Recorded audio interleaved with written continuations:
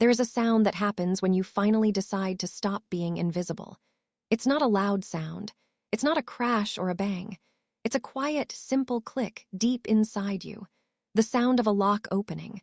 The sound of a door you didn't even know was closed, slowly swinging open.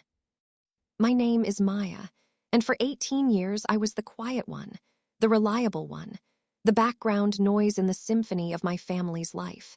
The main event was always my older brother, Kyle. Kyle was the golden boy, the high school basketball star with a smile that could sell cars and a jump shot that had college scouts drooling. Our house was a shrine to his greatness. Trophy cases lined the hallway. His team jersey was framed in the living room.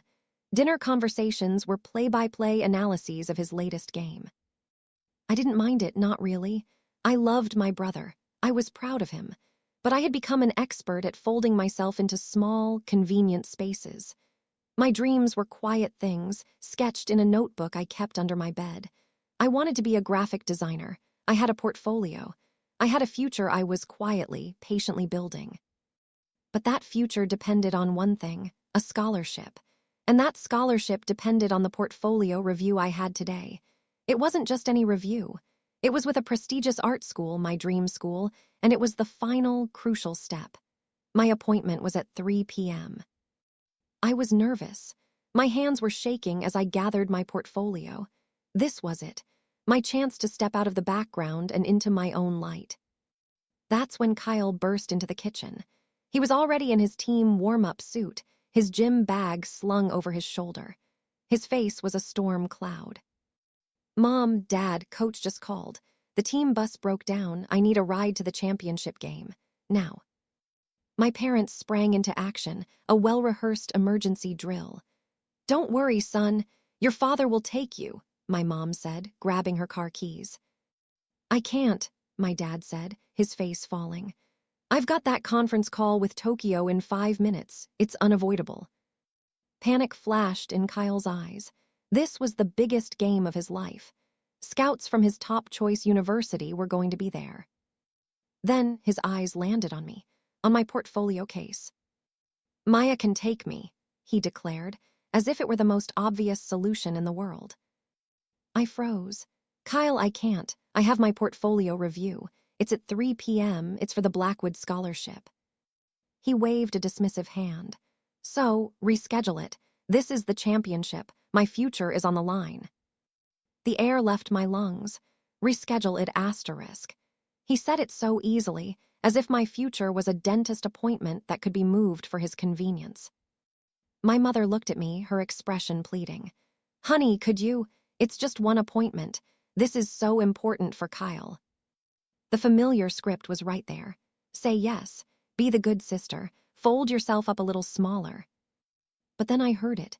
That quiet, internal asterisk click asterisk. I took a deep breath. My heart was hammering against my ribs. "No," I said. The word was quiet, but it echoed in the sudden silence of the kitchen. Kyle stared at me as if I'd just spoken in a different language. "What did you say?" "I said no," I repeated, my voice stronger this time. "I'm not canceling my appointment. This is important for me, too." His face twisted from shock to pure, undiluted anger. "Your little art project is more important than my championship game. Are you serious?" "It's not a little art project, Kyle. It's my future." "Your future," he scoffed, a cruel laugh escaping his lips. "Drawing pictures, don't make me laugh. My future is real. It's happening today, and you're going to get in the car and take me to my game." He took a step toward me, his hand outstretched as if to grab my keys from the counter. And I stood my ground. "I'm not going." The silence that followed was heavier than any I had ever known. My parents were staring, speechless. Kyle's face was a mask of betrayal and rage. He looked at me, his eyes narrowed into slits. "Fine," he spat, his voice low and venomous. "Stay here with your stupid pictures, but when you're flipping burgers for a living, don't come crying to me." He turned, grabbed his bag, and stormed out of the house, slamming the door so hard the pictures on the wall rattled. The click inside me had become a roar. I had drawn a line in the sand. I had no idea that line was about to become a canyon, dividing my life into before and after. I went to my appointment. My hands were still shaking, but not from nerves anymore. They were shaking with a strange, new energy, with power. I had stood up for myself. For the first time, I had chosen Maya. The review went better than I could have ever imagined. The professor loved my portfolio. She said my use of color was emotionally resonant, and my technical skill was exceptional. She all but guaranteed I would be a top contender for the scholarship.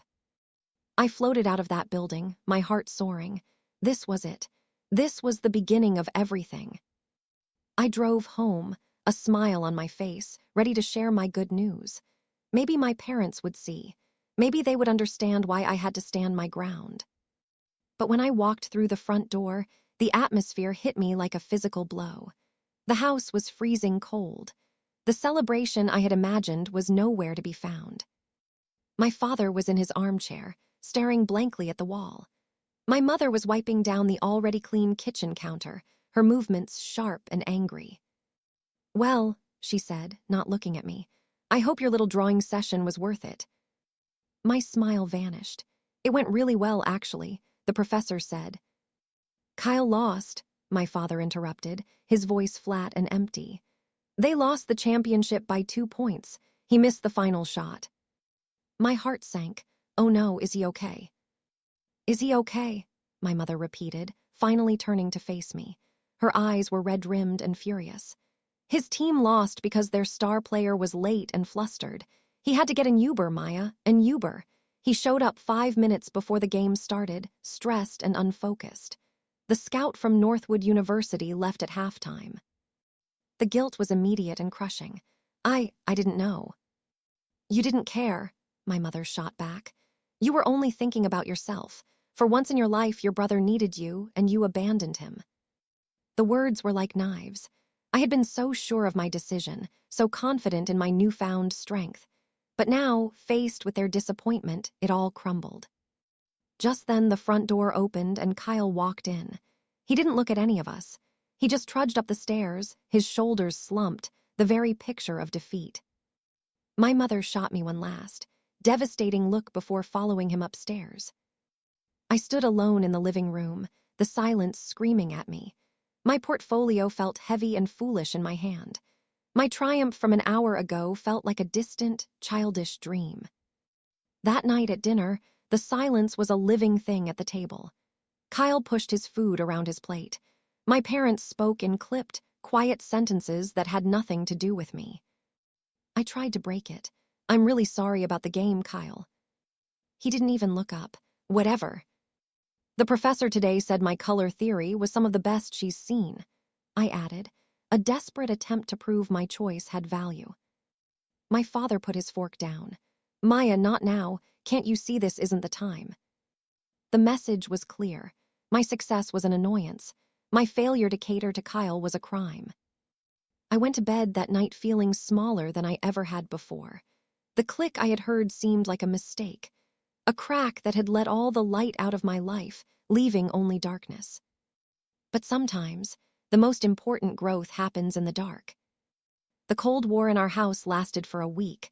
I was a ghost, moving through rooms, speaking only when spoken to. My scholarship letter was due any day. The anticipation, once so exciting, was now laced with dread. What was the point if my own family didn't care? One afternoon, I came home from school to find the house empty. A note on the counter said my parents had taken Kyle to a special sports therapist to work through his disappointment. The irony was bitter.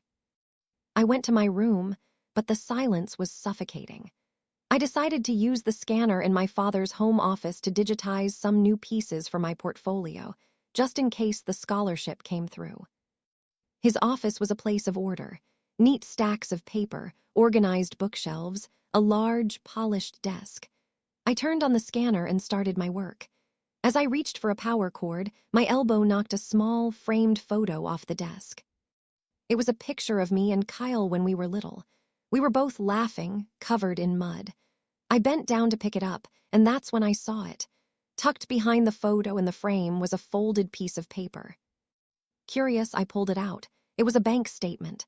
My parents' joint savings account. I wasn't trying to snoop.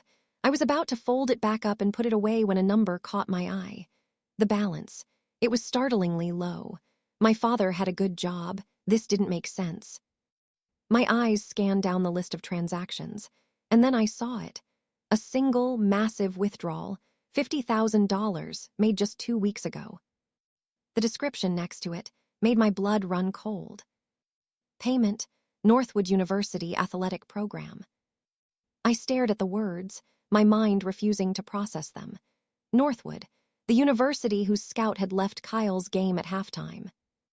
The university that had, according to the local sports blog my dad read religiously, miraculously offered Kyle a full-ride scholarship just 3 days after his devastating loss. My legs felt weak. I sank into my father's desk chair. It wasn't a miracle. It was a purchase. My parents had bought Kyle's spot. They had drained their savings to pay for his future, while I was pinning all my hopes on a single scholarship for mine. The pieces crashed together in my mind. The pressure on Kyle to perform. Their absolute fury when I didn't help him. It wasn't just about a game. It was about their $50,000 investment. My refusal to drive him hadn't just cost him a game. It had almost cost them their money. I felt sick, betrayed. The inequality I had always felt but never been able to name was now right in front of me, in black and white. They hadn't just favored Kyle. They had financially chosen him. They had invested in his dream, while mine was an afterthought, something to be rescheduled.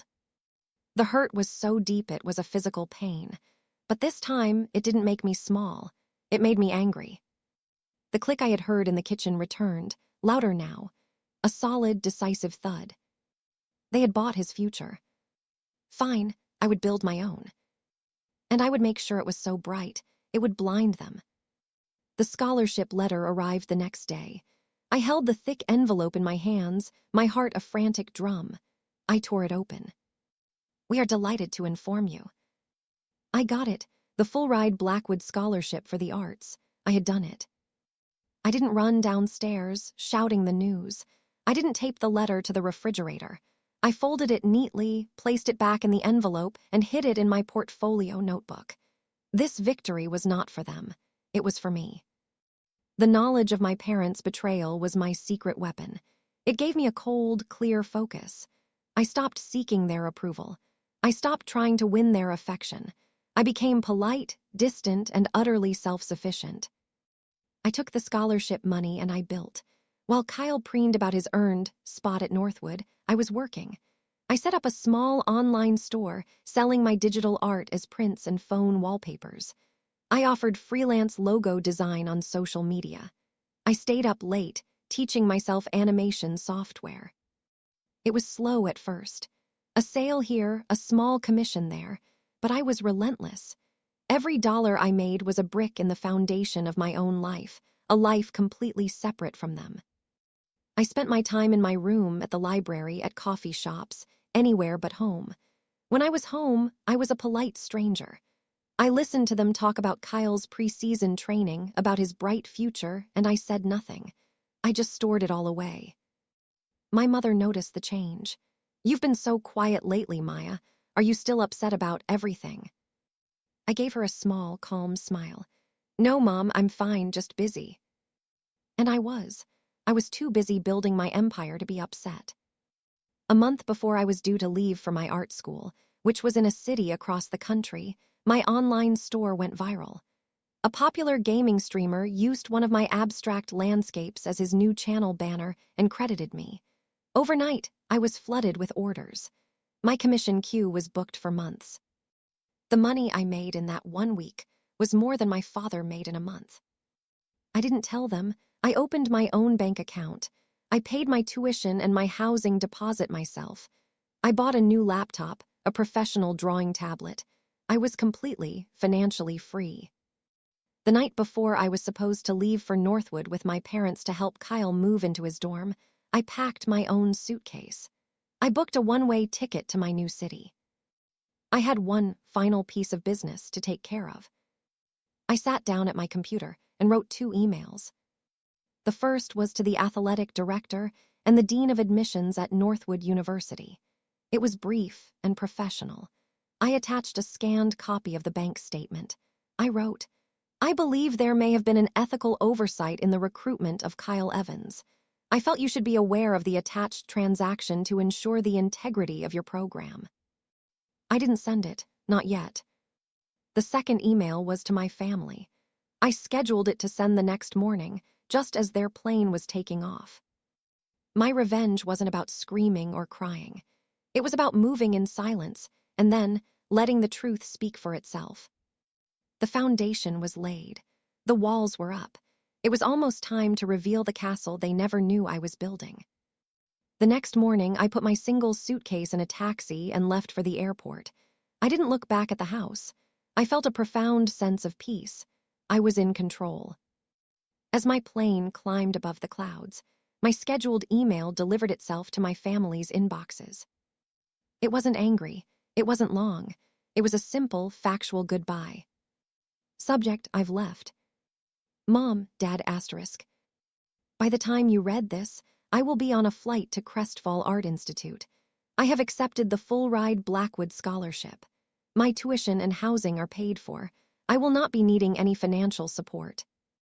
I know about the $50,000. I know you bought Kyle's future. I hope it was worth the cost of your daughter. Please do not try to contact me.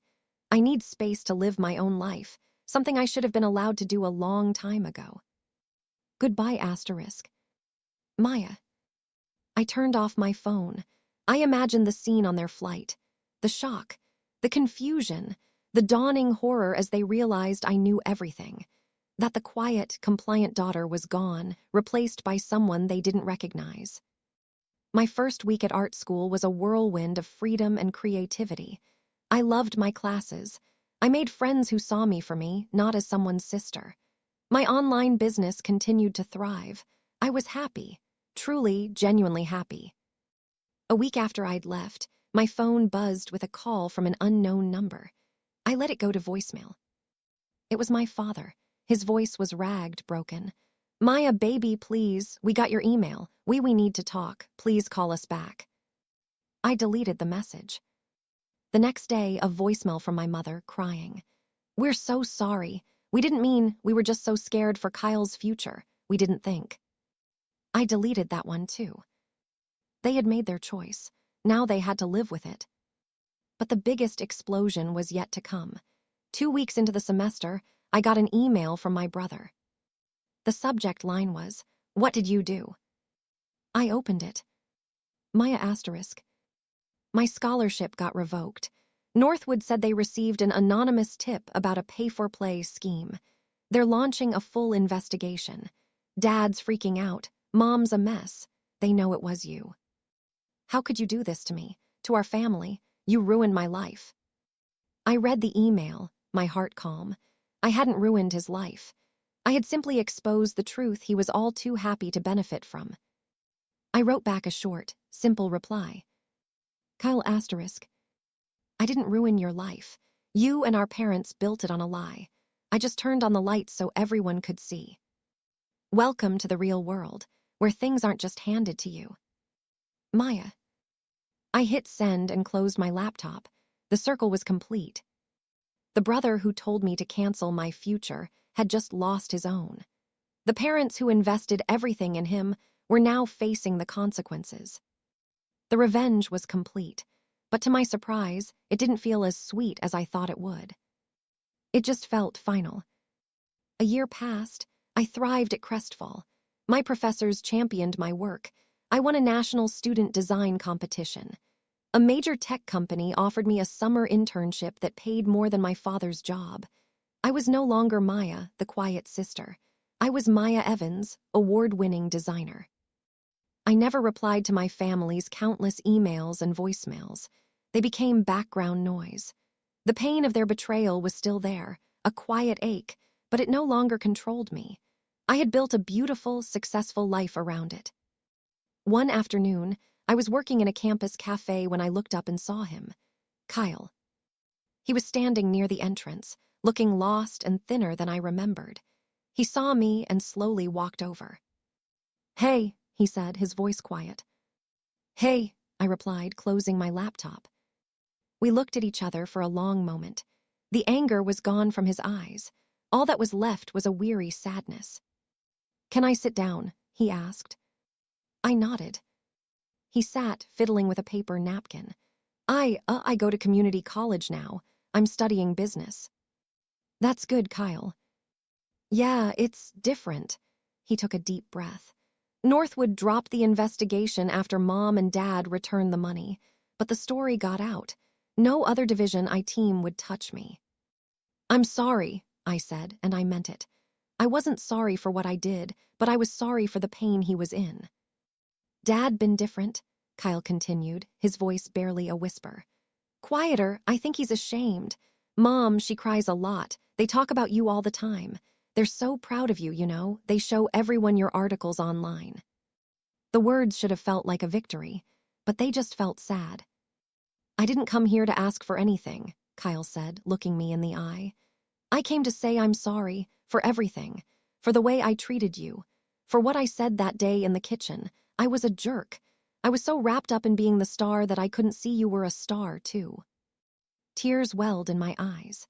This was the apology I had waited my whole life for. "I'm sorry, too, Kyle. For the email, I was so hurt and so angry." He nodded. "We deserved it." He stood up to leave. I wanted you to know that. I miss my sister." He turned and walked away. I sat there for a long time, watching the students come and go. The moral of my story wasn't that revenge is sweet. It was that you cannot build your happiness on someone else's back, and you cannot force someone to see your worth. You have to see it yourself. You have to build your own stage, your own spotlight. My family's house was built on a weak foundation, secrecy and favoritism. It cracked under the weight of its own lies. My life, the one I built with my own 2 hands, was built on truth. On my talent, my hard work, my resilience. It was strong. It was real. I took out my sketchbook and opened it to a fresh, white page. I picked up my pencil. The past was a finished drawing, a complicated, sometimes painful picture.